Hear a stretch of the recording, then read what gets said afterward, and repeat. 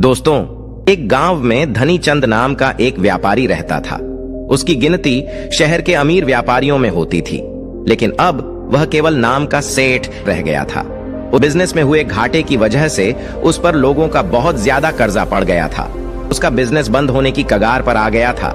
उसके दिन अब गरीबों की तरह कट रहे थे और उसकी हालत का कारण उसका स्वभाव था।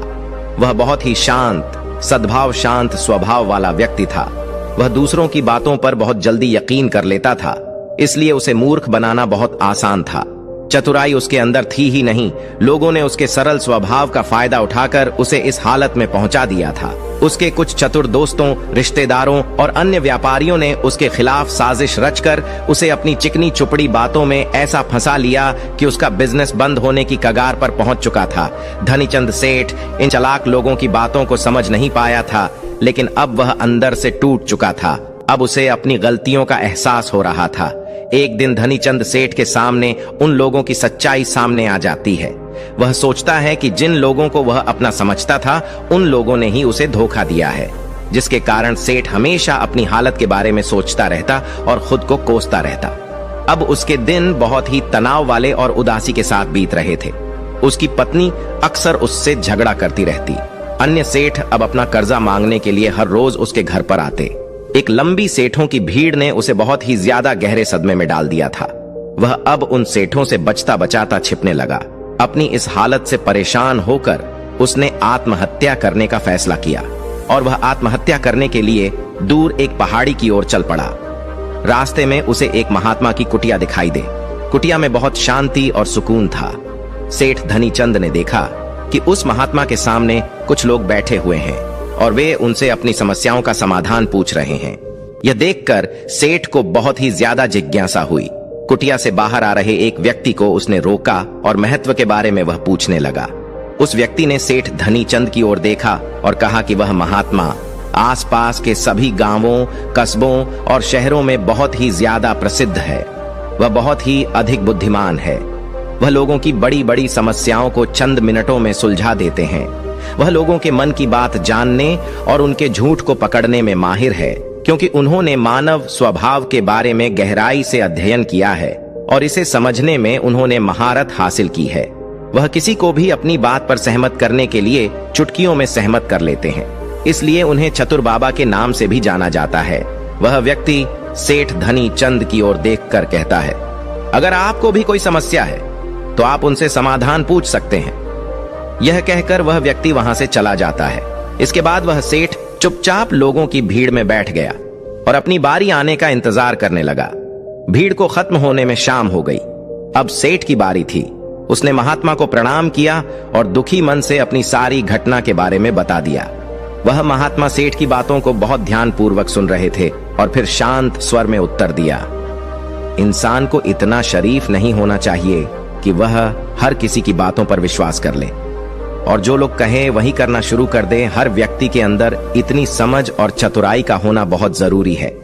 इसलिए नहीं कि वह दूसरों का फायदा उठा सके या उन्हें बेवकूफ बना सके, ताकि वह खुद को दूसरे चतुर लोगों की चालों से बचा सके, खुद को नुकसान से बचा सके और दूसरे जरूरतमंद लोगों की मदद कर सके। इतनी बातें कहने के बाद महात्मा अब कहते हैं कि अब मैं आपको समझाऊंगा कि आप लोगों से जो चाहते हैं वह कैसे प्राप्त कर सकते हैं। तुम्हें कुछ ऐसे तरीके सिखाऊंगा जिनका उपयोग तुम लोगों और परिस्थितियों को नियंत्रित करने के लिए कर सकते हो। इसके अलावा तुम्हें यह भी पता चल जाएगा कि धोखेबाज लोगों को कैसे पहचानें और उनसे खुद को कैसे बचाएं। एक साधारण व्यक्ति कैसे समझदार व्यक्ति बन सकता है। ध्यान रहे, जो मैं यहाँ तुम्हें सिखाने वाला हूँ उसका इस्तेमाल किसी गलत काम के लिए नहीं करना, लेकिन अपनी और दूसरों की सुरक्षा के लिए। बस मेरी बातों को ध्यान से सुनो। हम जिस दुनिया में रहते हैं वहां आपको कुछ लोग चतुर मिलेंगे जो अपनी आजीविका चलाने के लिए भोले भाले लोगों का इस्तेमाल करते हैं। अब आप इन लोगों को कैसे पहचानते हैं जो अधिक बातें समझते हैं? आपको उन लोगों पर ध्यान देना चाहिए, क्योंकि ये लोग विश्वास की कमी को पूरा करने के लिए बहुत सारे शब्दों का उपयोग करते हैं। आपको उन पर ध्यान देने की कोई आवश्यकता नहीं है, क्योंकि वे अपने झूठ की वजह से आपको बेवकूफ बनाने की कोशिश करते हैं। जो लोग एक ही बात को बार बार कहते हैं वह झूठे हो सकते हैं। ऐसे लोगों के कई उदाहरण हैं, ताकि आप उनकी चिकनी चुपड़ी बातों पर भरोसा कर सके। जिस व्यक्ति से आप बात कर रहे हैं उसे जानने का असली तरीका यह है कि आपको वह जो कुछ भी कहते हैं उसे एक बार दोबारा अवश्य सुने। जिस तरह से वे अपनी कहानी सुनाते हैं उससे आपको पता चल जाएगा कि वह सही है या नहीं। दूसरी बात, एक और वह व्यक्ति जो हमेशा अपनी बात दोहराता है और बार बार कसम खाता है, वह व्यक्ति झूठा होता है। इसलिए ऐसे व्यक्तियों पर भी कभी भरोसा नहीं करना चाहिए। यदि आप किसी ऐसे व्यक्ति को जानते हैं जो दूसरों से झूठ बोलता है तो आप उस पर कभी भी भरोसा ना करें, क्योंकि जो व्यक्ति दूसरों से झूठ बोलता है वह निश्चित रूप से आपसे भी झूठ ही बोलेगा। साथ ही आपको ऐसे लोगों से सावधान रहना चाहिए जो दावा करते हैं कि उनके पास पहले बहुत पैसा था जो अब डूब गया है, जिससे पता चलता है कि जिससे आप बात कर रहे हैं वह झूठ बोल रहा है। हाँ, ऐसा हो सकता है कि एक बार उसके पास पैसा था लेकिन अब वह है दिवालिया हो चुका है। बुद्धिमानी इसी में है कि ऐसे व्यक्ति को कभी भी पैसों से समझौता नहीं करना चाहिए। जो व्यक्ति खुद के पैसे को संभालने में कमजोर हो सकता है उस व्यक्ति से सलाह लेना बुद्धिमानी नहीं है। आपको ऐसे अयोग्य लोगों से भी सावधान रहने की आवश्यकता है, क्योंकि अगर कोई व्यक्ति महत्वपूर्ण चीजों की देखभाल करने में सक्षम नहीं है तो ऐसे लोग अपने बिजनेस या काम को संभाल नहीं सकते हैं।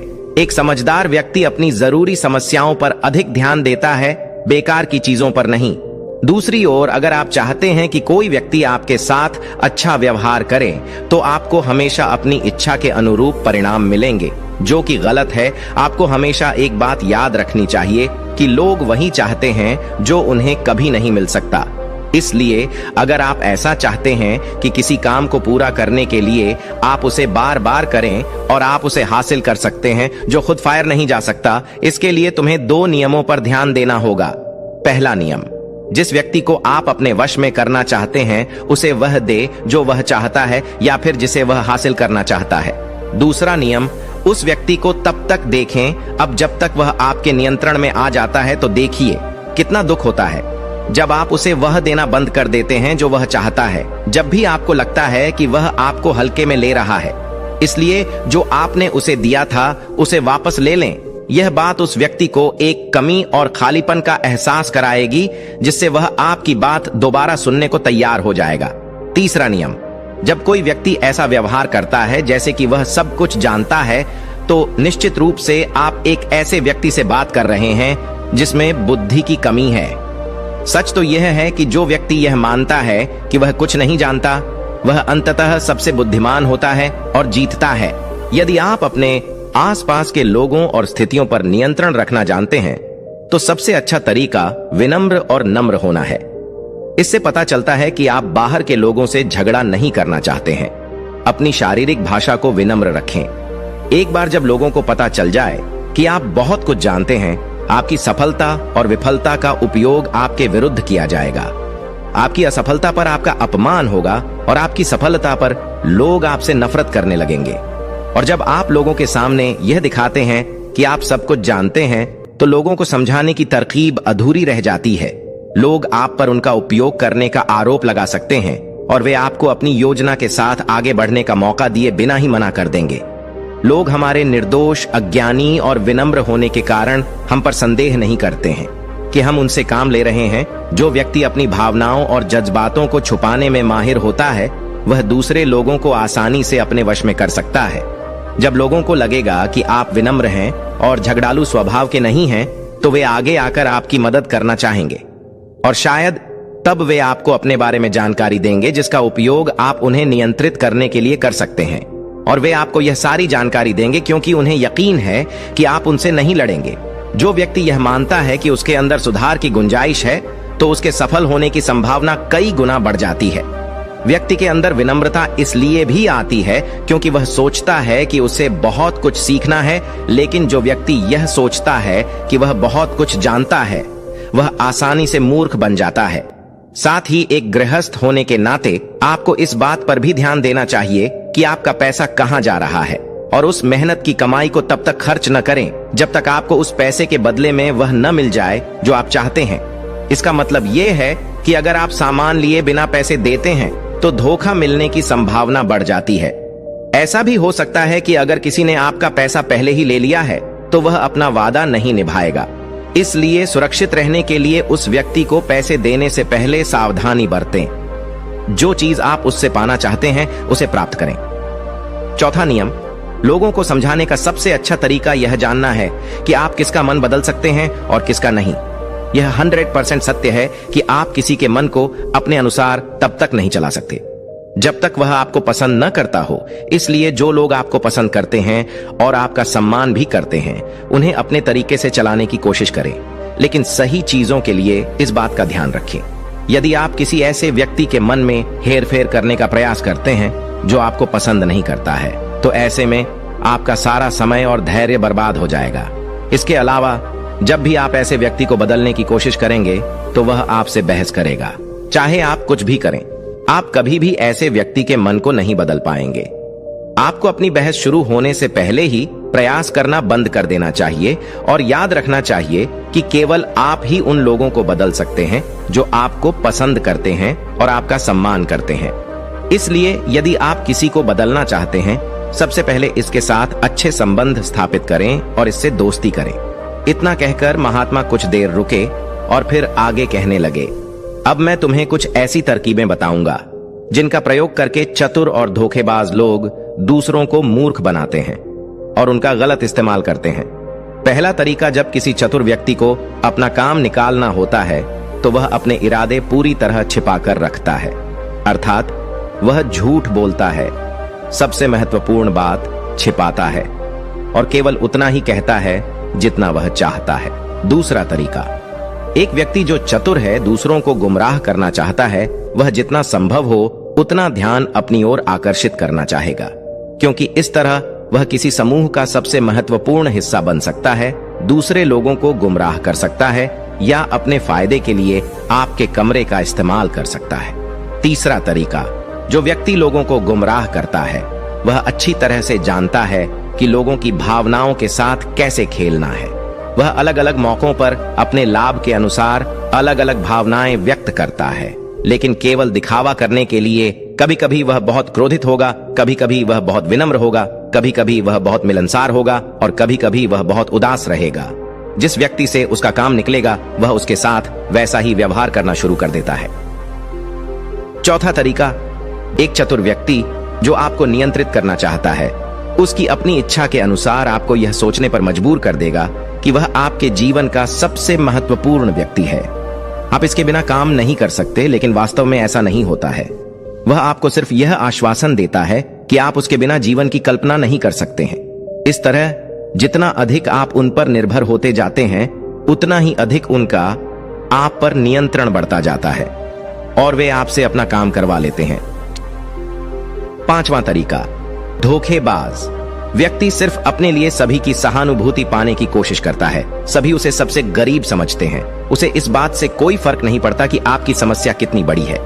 आपको हमेशा यह महसूस कराएगा कि उसकी समस्या आपसे बड़ी है और वह आपसे ज्यादा परेशानी में है, इसलिए आपको उस पर दया करनी चाहिए और उसकी मदद करनी चाहिए।